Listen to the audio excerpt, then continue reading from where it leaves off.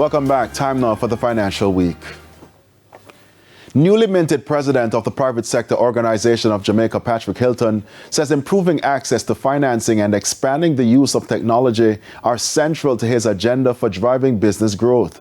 Addressing a recent media briefing held, Mr. Hylton acknowledged the long-standing challenges of many businesses, particularly smaller enterprises, in accessing capital, noting that the issue has persisted despite the central role financial institutions play in business development. Drawing on his experience within the financial sector, he said he intends to engage stakeholders in meaningful dialogue aimed at better aligning processes and reducing barriers to financing.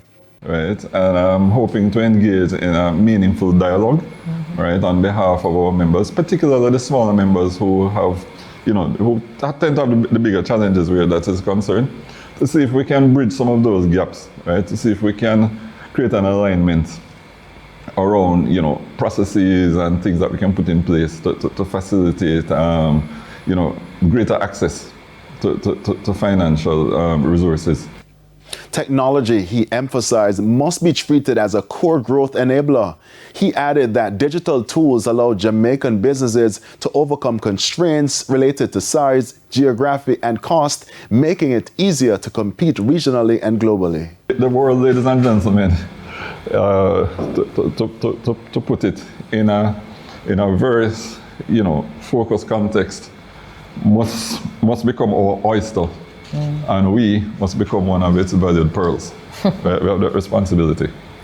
Right? So we will push for a more intentional strategy and framework to leverage Jamaica's domestic champions, right? Companies already operating regionally and internationally, to help to open doors, to share market access, to share insights and perspectives, and pull together smaller producers into global value chains.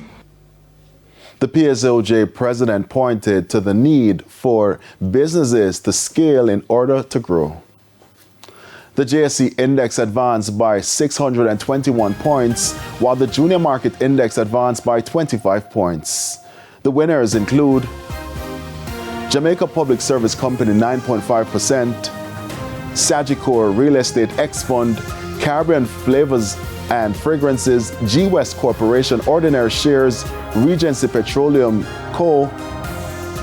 And the losers included Productive Business Solutions US Dollar Ordinary Shares, Knutsford Express Services, Paramount Trading Jamaica, Caribbean Assurance Brokers, and 138 Student Living Jamaica Variable Preference Shares, 15 stocks traded firm.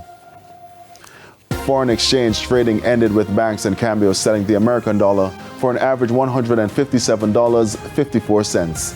The Canadian dollar is being sold for $118.67. The pound is going for $220.20, while the euro is selling for an average $188.13. And that's the Financial Week. News from overseas and our bite of the week after the break.